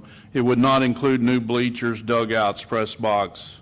That's not part of the 1.85. One of the questions that, is certainly I need to put on your radar, it would require an architect. Now, there is a way that you could attach that or have a change order to existing projects that's happening at 4 of our 5 high schools. Remember that we have at the Colony High School right now, Jackson and Stantec are doing the Black Box Theater and Fine Arts. You could do a change order there. LHS Athletics, all the work going on there by Pogue and Huckabee. Hebron High School, all the work going on there by Pogue and Huckabee. And then Flower Mountain High School, the 20-year refresh being done by Core and Stantec. You could certainly, one of the year 4 projects that was awarded to North Star and to Huckabee was, of course, to replace the turf at Flower Mound High School, Hebron High School, the Colony High School, and the football press box at the Colony High School. So you could certainly do a change order to that if you wanted to choose the Colony or Flower Mound High School. Now, so then, of course, that's the new construction side of it, but I reached out to, of course, Coach Ford because, I needed to get his input, and I just asked him to give me the pros and cons of artificial turf, and, of course, there's no doubt that the pros is that there's less maintenance. Every 3 to 5 years you have to level the existing fields, and I know Ms. Cox knows all about that as the parent of a former high school baseball player. Of course, the negative is the initial cost, this $1.85 million, and where that money would come from. Another positive, of course, is the availability of play during, bad weather, rainy weather in the spring. You have to remember, once you replace the turf, once you put in a new turf field, you still have to replace it every 8 to 10 years. For our football stadiums, it's projected to happen every 7 to 8 years. You can probably get a little more life out of a baseball, softball turf field because it won't get as much use. So they project maybe every 8 to 10 years. Of course, that's not another $1.85 million. That's, 300,000-400,000, whatever it is at that time. Another positive is, of course, postseason play for whether or not it's an LISD baseball team or we'd hope multiple baseball teams. Sometimes they need a place, during bad weather to play playoff games, so that's certainly an option that would generate, if you rent it out, it would generate some revenue. Coach Ford's real main concern with this as we move the discussion along is the equity of location. He believes, and of course, ultimately the board could, it's ultimately your decision, and you could say, hey, our ultimate goal is after the next bond election, you want to have one at all baseball fields. But he believes that if you pick one of the 4 6A schools, you are providing an advantage to one and not the other 3 because they have an advantage to practice more in bad weather than the other 3. So he would suggest, just tossing it out, that if you want to do one, that you just do it at the Colony High School where they have a turf baseball field and a turf softball field to start out. But the thing that, I would request from y'all, and that's why it's on here as a discussion, is how would you like to proceed? Do you want us to go gather more information? Parking certainly needs to come into the mix because if you place the only turf baseball field at the place that has the least amount of parking, that probably doesn't make sense. So, we'll absolutely gather whatever other information the board would request. I just wanted to bring you what I've gathered to this point, thanks to the work of Mr. Fight and Coach Ford. Okay, I'll let those that brought this to the board first, and that was Ms. Cox and Ms. Hassett. I think I'll let you speak first to this because you did bring it. Thank you, Ms. Sells. Dr. Rogers, clearly your pros were a lot more than your negatives on your list that you shouted out. Yeah, I think, Ms. Cox, it absolutely, and we discussed this, I think, when the board decided to put a turf field for the Colony, that we discussed that it would make sense to have at least one turf baseball field in the district because multiple teams can use it when you get in the playoffs and things. So I think it's absolutely warrants a healthy discussion. I like the idea of tacking it on to another project that we have. Definitely, that this is a lot of money, $1.85 million, but I think the costs long-term outweigh what continued maintenance that we have to do on this. So I would like to proceed with further discussion on location and cost, et cetera. Hey, Ms. Hassett? I concur with Ms. Cox. I would like to proceed with location because I definitely agree with an existing project that we have now. It's a great time at a couple of the locations to go ahead and evaluate whether we want to do this right now or put it off, but I think it's a good idea. Hey, Ms. Prosnick, did you want to? Where's the money coming from? Because this wasn't part of the 2017 bond projects. That's an excellent question. So We also have property sales that are coming in, could be used as. I think that's presumptive to say that that's what the board wants to do. Could be. It's just a could. Okay. I guess until we're complete with what we did in 2017, I'm a little hesitant to move forward using any of the bond funds for this project. I'm fine with looking at it. I think that where it comes down to is I would be curious of how much it costs to regrade and level. If it's more than $185,000 a year, I think it's absolutely an economic decision. But I would say that if we turf it, you have now encumbered future boards 8 to 10 years down the road to turf it again. So that's kind of where I'm at. I have a question too. Hey, Ms. Hassan? I'm just curious why this came up. Why is this on? What's going on that this has come up now? We have projects that are currently, so it's a good opportunity to have a discussion as opposed to waiting. And then like Dr. Rogers mentioned, then we incur architect costs, additional expenses. So yes, I know this seems kind of like blindsided, like why are we talking about this?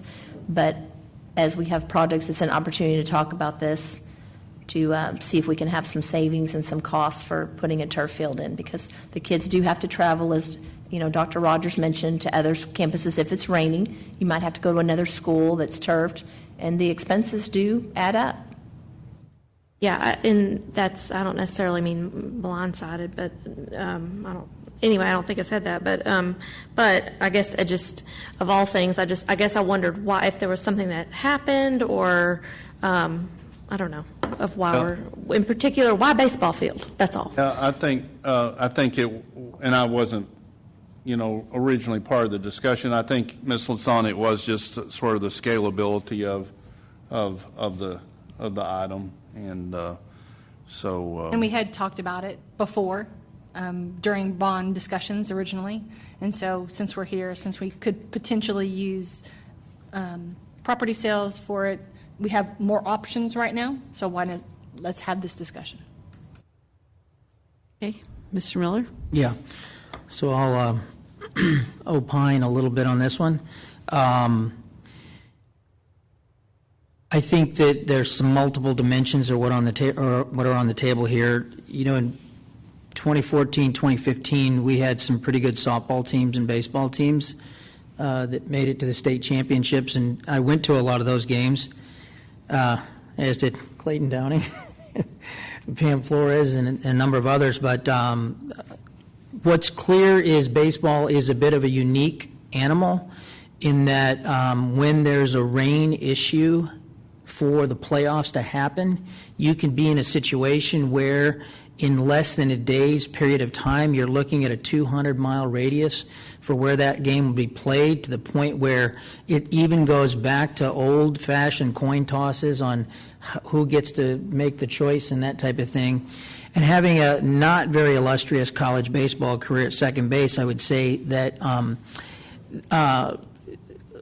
in maybe a little bit different point of view than Coach Ford, I think if you learn to play baseball on grass, it's tougher than on, I know the bounce is different, but the roll is not, and it's much more unpredictable on grass, and so players who learn to play in grass, I think, have an advantage.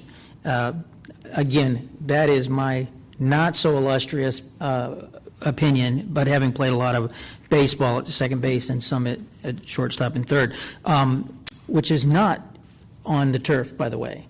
So it's in the dirt. The second thing is, I do understand it would be my preference that this is at LHS. And the reason is, number one, we're doing work there. I do appreciate the parking situation. I don't know what the yield of parking is for a baseball game, but, you know, when I think about going to McKinney-Boyd or going to Argyle, which have been the general options, what I think about is a couple things. One is LHS is our marquee high school. It has our brand and people know it across the state. Number two, it's right next to 35. Number three, it's central inside of LISD. And so I think if one were to look at equity, you would have to say that the most equitable choice across 5 high schools, based on logic, not people wanting to make sure they get their fair share, but based on logic, it would be LHS. Now, practically speaking, if parking doesn't suit itself, if it's not suited for parking, then I think we need to reconsider it. But equity is not a real concern for me in this because I think it benefits the entire district. As it relates to the money, I think we've seen that we are going to have excesses in some of the projects, and we are able to, within the prospectus, and this was demonstrated significantly in 2008, make these types of decisions and call an audible on it for the benefit of the district. I know I personally have brought this up multiple times, and glad that it's on the table. Again, I think that there's a lot of reasons to consider it. One of the downsides is the 1.85 and encumbering future boards. It does, but so do grand facilities encumber future boards on 20-year refreshes. So do pool liners from Italy in the West Side Aquatic Center encumber future boards to replace those. And those of you who were around back then know what I'm talking about. And so I think this is just exploratory. But for me, I think it's a legitimate and reasonable thing for the district to consider, and there's a lot of benefits to our kids and our families. And remember, one benefit is the gate. The other is the expense that we go through. If you've ever watched a team do this and you've been out at a game and gone in for lightning strikes, that you have to sit out for, 11 minutes or so every time there's a lightning strike, this gets to where it's a really protected process, and then you're forcing those teams to drive up to 200 miles, stay in hotels and that type of thing. So just think that there's a lot of benefits for us to research this and consider the options. Hey, are there any other comments or questions? And I am for exploring this further, but I need a lot more information. And I think bringing this, and I do appreciate that y'all brought this and put this on the agenda, but I wish we'd had more time, and I would like to see it broken down. I mean, you've talked the 4 projects that are going on, and so I would really like to see the dynamics of that and how that would play out if we did that. And so I think for me, moving forward without teetering my meter, for a lack of better words at this point, in favor or against, but absolutely explore. I do remember that we've had discussions on this, but I too, like Ms. Prosnick, do not want to be presumptive on where the funds are coming from, and so I want to know exactly where that's coming from. And then also, if we didn't move down this path, what are we potentially pushing out of the way if we did further this down that we were looking for? So those are just my concerns. So moving forward, but not bringing this back as a consent by any means. So. Yeah, Ms. Sells' board will continue to further explore this. I'm not for sure we'll have all that information by the December board meeting. I don't think it's a urgent matter. I think what my understanding of the request is, hey, start looking into it and bring us some information, and then the board can have further discussion about it. And so I would like to see maybe if we had room on a future work session to have that discussion. Sure. So, okay, perfect. Thank you all. I'm on the right page, and moving forward to our action items. Mr. Youngs? On page 86, you'll find the action item having to do with recapture. Every year at this time, the board has had to declare their intent on the method of addressing surplus general fund revenue, otherwise known as recapture.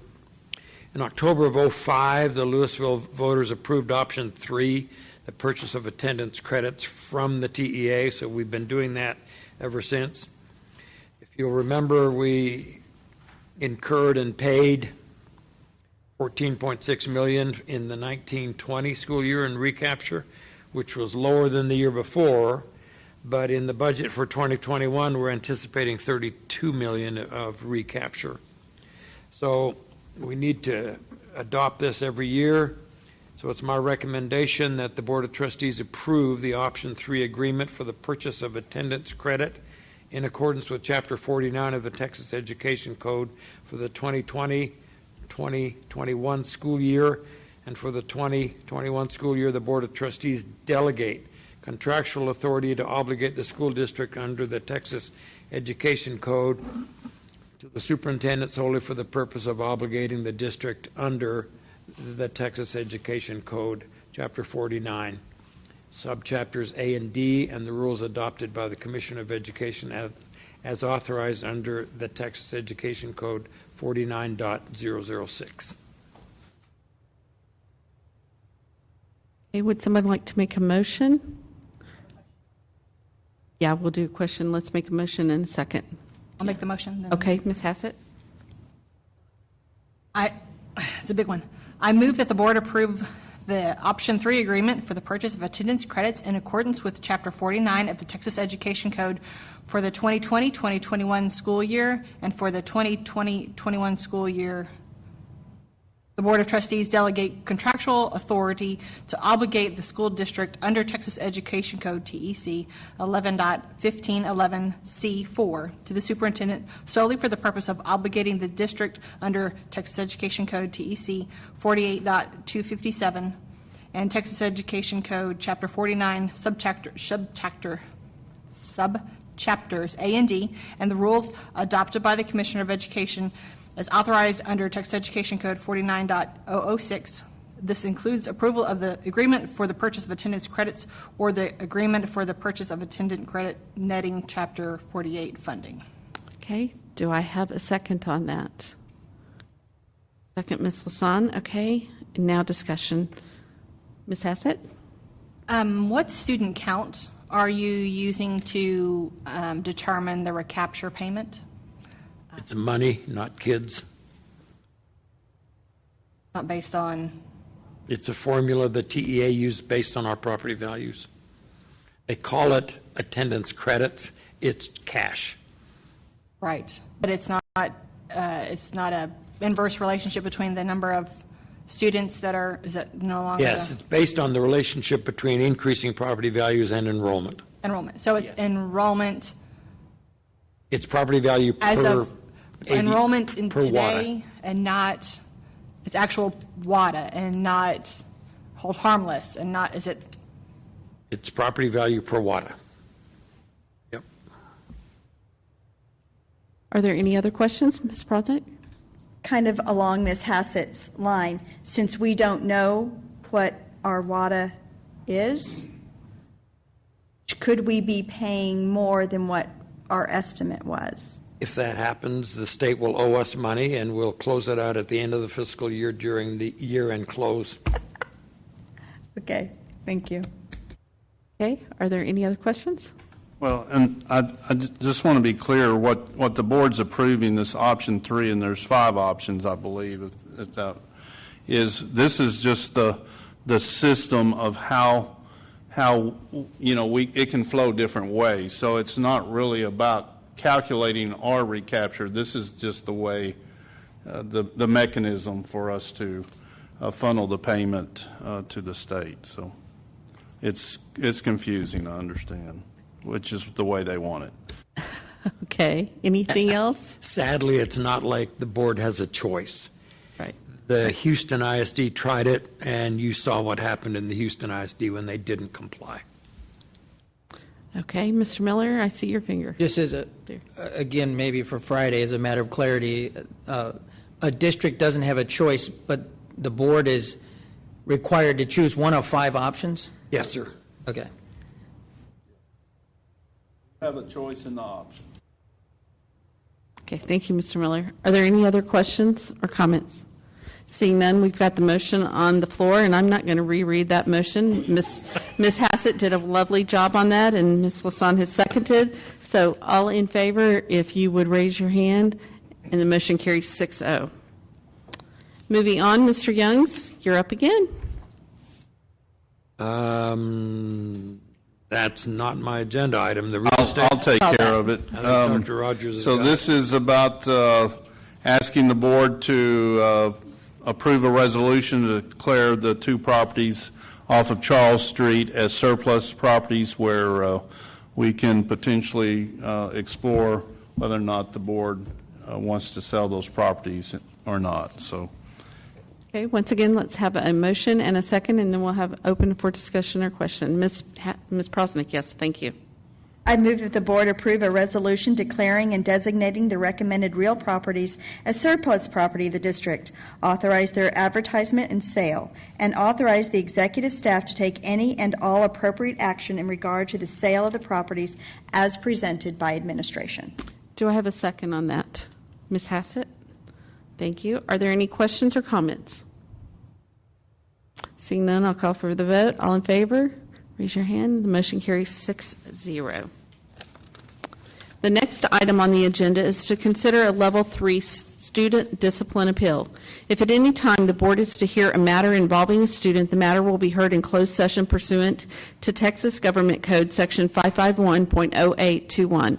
We will therefore move into closed session at this time to hear the Level 3 discipline appeal. The time now is 8:53 p.m.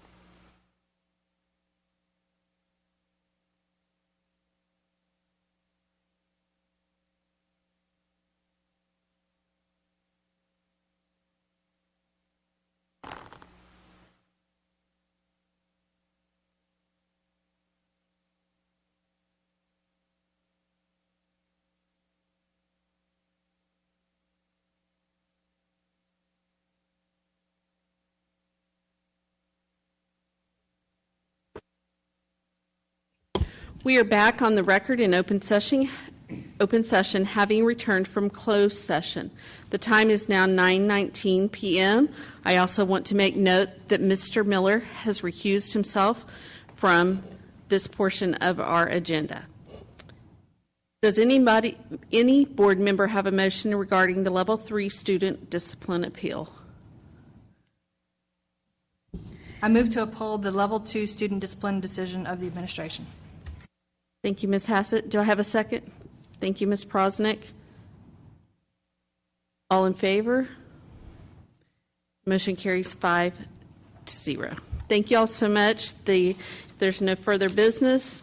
This meeting is adjourned, and the time is now 9:20 p.m. Thank you so much. Thank you all.